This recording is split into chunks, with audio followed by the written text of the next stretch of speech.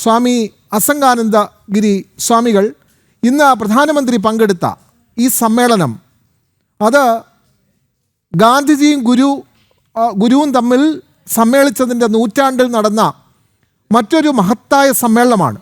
പ്രധാനമന്ത്രി സാക്ഷ്യപ്പെടുത്തിയ കാര്യങ്ങൾ ലോകത്ത് തന്നെ ശ്രദ്ധിക്കപ്പെടുന്നതാണ്. കാരണം ഭാരതത്തിൻ്റെ ആശയം, ഭാരതത്തെ മുന്നോട്ട് നയിക്കുന്നത് ഗുരുദേവൻ്റെ ആശയങ്ങളാണ് എന്ന് പ്രധാനമന്ത്രി പറയുന്നു. ഗുരുദേവൻ്റെ ആശയങ്ങളിൽ ഊന്നിയാണ് സബ്കെ സാത്ത്, സബ്കെ വികാസ് തുടങ്ങിയ തൻ്റെ ഭരണപരിഷ്കാരങ്ങൾ പോലും അങ്ങനെയാണ് എന്ന് ഭാരതത്തിൻ്റെ ഭരണാധികാരി പറയുന്ന മുഹൂർത്തം. എങ്ങനെ കാണുന്നു ഈ നിമിഷത്തെ സ്വാമി അസംഗാനന്ദഗിരി? എല്ലാവർക്കും നമസ്കാരം. തീർച്ചയായും അഭിമാനകരമായ നിമിഷങ്ങളായിരുന്നു കടന്നുപോയത്. ഭാരതത്തിൻ്റെ ആദരണീയനായ പ്രധാനമന്ത്രി ശ്രീനാരായണ ഗുരുദേവൻ്റെ മഹിതമായ സന്ദേശത്തെ ഉൾക്കൊണ്ടുകൊണ്ട് ലോകത്തെ അഭിസംബോധന ചെയ്ത് സംസാരിച്ചപ്പോൾ ഗുരുവും ഗാന്ധിയും തമ്മിൽ നടന്ന ചരിത്ര സമാഗമത്തിൻ്റെ ശതാബ്ദി വർഷത്തിൽ തന്നെ ഗുരുദേവൻ്റെയും മഹാത്മാഗാന്ധിയുടെയും സമഗ്രമായ മാനവിക ദർശനം ലോകമെമ്പാടും ഉൾക്കൊള്ളുന്ന ഒരു കാഴ്ചയാണ് നമുക്ക് കാണുവാൻ സാധിച്ചത്. ഭാരതത്തിൻ്റെ തന്നെ ഭാരതം ലോകത്തിന് സംഭാവന ചെയ്ത രണ്ട് മഹാപുരുഷന്മാരാണ് ശ്രീനാരായണ ഗുരുദേവനും മഹാത്മാഗാന്ധിയും. ഇവർ രണ്ടുപേരുടെയും സമാഗമം എന്ന് പറയുമ്പോൾ രണ്ട് ചരിത്ര നിയോഗം തന്നെയായിരുന്നു. ആ ചരിത്ര നിയോഗത്തിൻ്റെ ഒരു വലിയ സന്ദേശം ലോകത്തിന് നൽകുക എന്നതായിരുന്നു ശിവഗിരി മഠം ഈ സമ്മേളനത്തിലൂടെ ഉദ്ദേശിച്ചത്. ശിവഗിരി മഠത്തിൽ സംഘടിപ്പിക്കുന്നതിലപ്പുറം പ്രധാനമന്ത്രിയെ പോലുള്ള വിശിഷ്ട വ്യക്തികൾ ഉൾക്കൊള്ളിച്ചുകൊണ്ട് രാജ്യത്തിൻ്റെ തലസ്ഥാനത്ത് തന്നെ ഈ സമ്മേളനം സംഘടിപ്പിച്ചപ്പോൾ അത് ലോകം ശ്രവിക്കുന്ന വലിയൊരു കാഴ്ചയാണ് നമുക്ക് കാണുവാൻ സാധിച്ചത്. മതമേതായാലും മനുഷ്യൻ നന്നായാൽ മതി, അതിലെല്ലാം ഉപരി മനുഷ്യത്വത്തെ മുൻനിർത്തിക്കൊണ്ട് ഒരു വിശ്വ സാഹോദര്യം പുലർത്തുവാൻ ഗുരുവിൻ്റെയും മഹാത്മാഗാന്ധിയുടെയും ചരിത്രപരമായ സംഗമത്തിൻ്റെ സന്ദേശം കൊണ്ട് നമുക്ക് സാധിക്കും എന്നുള്ളതാണ്. എല്ലാത്തിനും ഉപരി മനുഷ്യരെയും മനുഷ്യത്വത്തെയും സാഹോദര്യത്തെയും സമൂഹത്തിൽ പ്രചരിപ്പിക്കുവാൻ ഈ സദ്യുദ്യമം കൊണ്ട് സാധിക്കുന്നു എന്നാണ് നമ്മളുടെ ഏവരുടെയും വിശ്വാസം.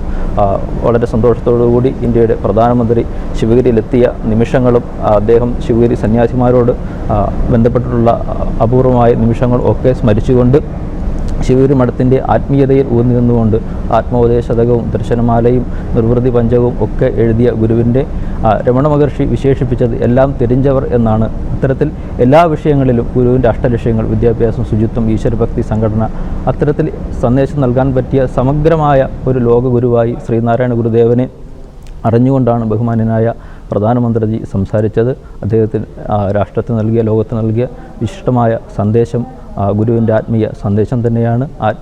ആത്മീയതയുടെ വെളിച്ചത്തിൽ ഒരു ആത്മീയ ഗുരുവിൻ്റെ നേതൃത്വത്തിൽ എല്ലാ മാനവരാശിയും ഒന്നാകുന്ന ഒരു സമഗ്രമായ ലോകത്തേക്ക് ജാതിഭേദം മതദ്വേഷം ഏതുമില്ലാതെ ഏവരും സോദരത്തേന് വാഴുന്ന ഒരു മഹത്തായ ലക്ഷ്യത്തേക്ക് രാജ്യത്തെ, ലോകത്തെ കൊണ്ടുപോകാൻ നമുക്കൊരുമിച്ച് പരിശ്രമിക്കാം എന്നാണ് അദ്ദേഹത്തിൻ്റെ സന്ദേശത്തിൽ പറഞ്ഞത്. തീർച്ചയായും ശിവഗിരി മഠം ലക്ഷ്യമാക്കിയത് തന്നെ ഇത്തരത്തിലുള്ള ഒരു ഏകീകരണമാണ്. എല്ലാ മനുഷ്യരെയും, പ്രത്യേകിച്ച് ദളിത് പിന്നോക്ക വിഭാഗങ്ങളെ അടക്കം എല്ലാവരെയും ഉൾക്കൊണ്ടുകൊണ്ട് സമൂഹത്തിൻ്റെ മുഖ്യധാരയിലേക്ക് എത്തിക്കുക എന്നുള്ള വിശിഷ്ടമായ ലക്ഷ്യമാണ് ഗുരു ഗാന്ധി സമാഗമത്തിലൂടെ തെളിഞ്ഞു വന്നത്.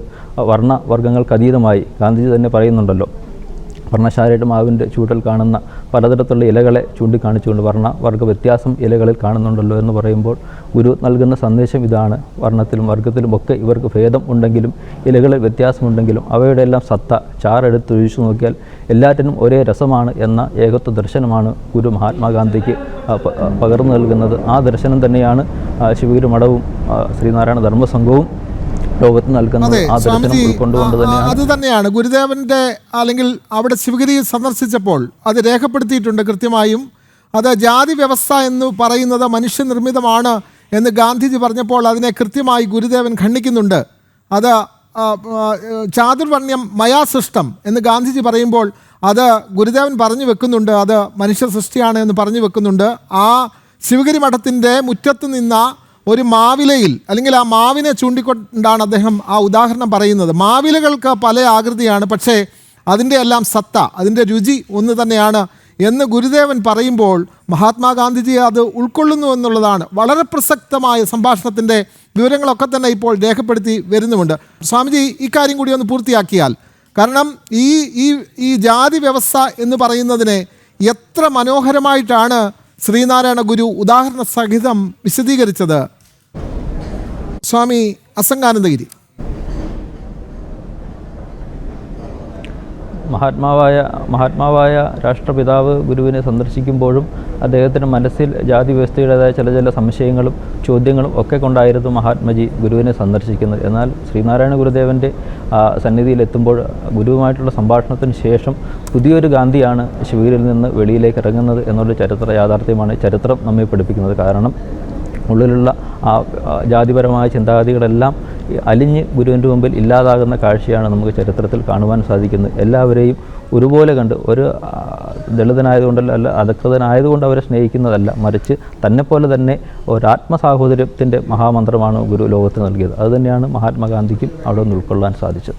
തീർച്ചയായും.